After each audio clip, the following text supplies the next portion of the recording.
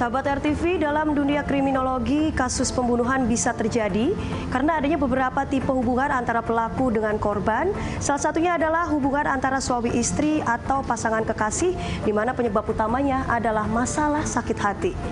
Perasaan kesal dan benci karena dikecewakan atau dibohongi juga menjadi pemicu amarah pelaku untuk memilih jalan kriminal yang berujung petaka akibat hatinya merasa terluka. Laporan ini sekaligus menutup perjumpaan kita kali ini, dan tentunya kami juga kembali mengajak Anda untuk terus menerapkan protokol kesehatan seperti memakai masker, menjaga jarak, serta mencuci tangan dengan sabun di air mengalir untuk menekan penyebaran virus corona. Tetap saksikan program Turn Back Crime setiap Senin pukul 23 waktu Indonesia bagian Barat hanya di RTV. Saya Stefanie Deversa, salam Turn Back Crime, menumpas kejahatan.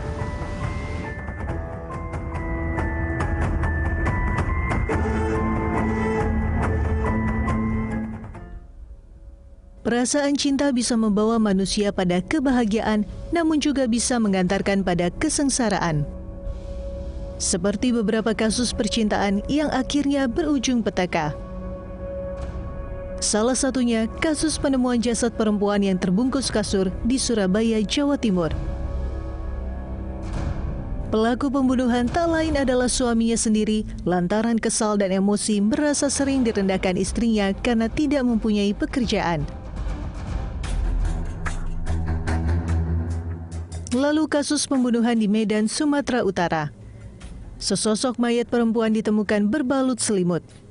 Pelakunya merupakan kekasih korban yang diduga tega melakukan pembunuhan lantaran terbakar api cemburu mengetahui wanita pujaannya menjalin hubungan dengan pria lain.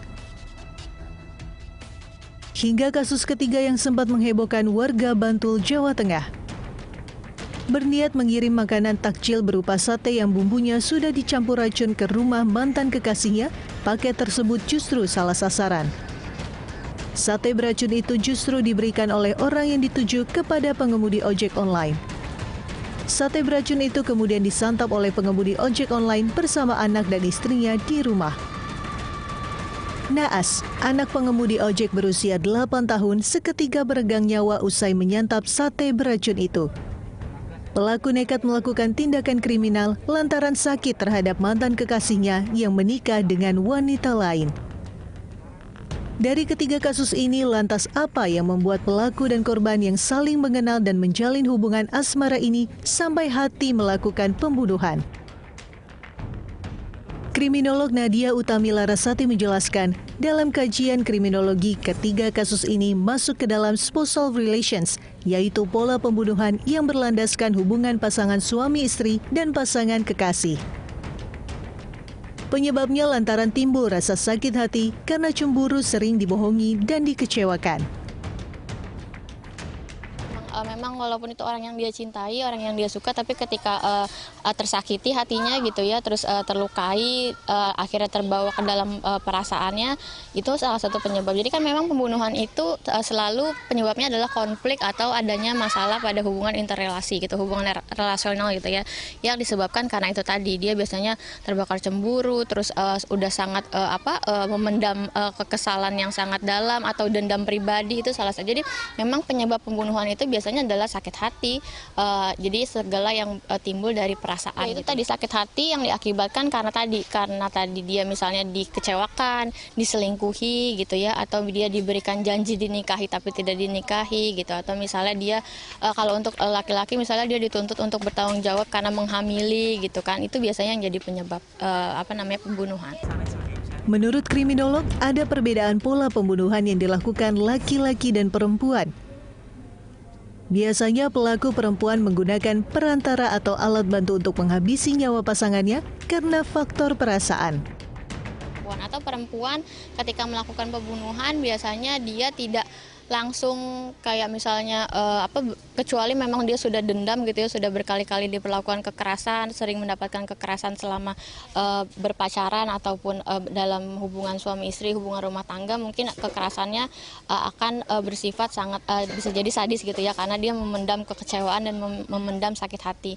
Tapi ketika hubungan-hubungan yang baru misalnya dia cenderung tidak melakukan langsung, jadi sering misalnya melalui perantara atau tidak yang sifatnya sadis atau kejam dalam tanda kutip. Karena dia masih memiliki rasa, kalau perempuan ini kan memang dalam berperilaku memang cenderung mengutamakan perasaan ya. Kadang daripada logika memang menang perasaannya. Nah, kadang dia masih memiliki rasa cinta sebenarnya, tapi dia sakit hati gitu. Jadi makanya tercermin dalam perilakunya yang tidak agak berbeda ketika dia melakukan pembunuhan dengan yang dilakukan oleh laki-laki. Biasanya laki-laki misalnya langsung menggunakan alat-alat senjata tajam, misalnya kalau perempuan dia lebih soft mungkin yang. Kriminolog juga menambahkan kasus pembunuhan dengan pelaku yang saling mengenal ini dipicu konflik interpersonal dan rasa tersakiti. Untuk itu diperlukan komunikasi yang terbuka antar pasangan dengan tutur bahasa yang harus dijaga. Jadi memang komunikasi dengan pasangan itu penting untuk dijalin keterbukaan pertama ya. Jadi kita biasa mengungkapkan dengan terbuka tapi dengan santun gitu. Walaupun pasangan sendiri, jadi gunakanlah kata-kata yang santun, yang baik gitu ya, yang tidak menyinggung pasangan kita gitu. Walaupun kita misalnya memiliki kekesalan tapi gitu kan. Jadi gunakan bahasa-bahasa yang baik gitu.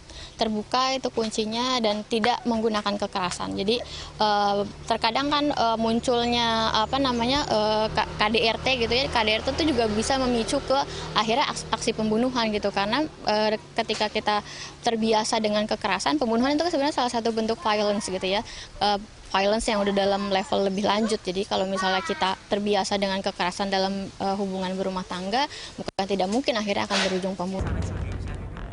Kriminolog juga mengingatkan pentingnya pengendalian diri dan emosi untuk mengatasi konflik interpersonal. Hindari perkataan yang membuat orang lain tersinggung, pandai-pandailah bersikap dan berperilaku dengan orang lain, terlebih dengan pasangan sendiri. Dari Depok, Jawa Barat, Salsabila Al-Katiri, Feba Alexander, Turn Back Crime, RTV.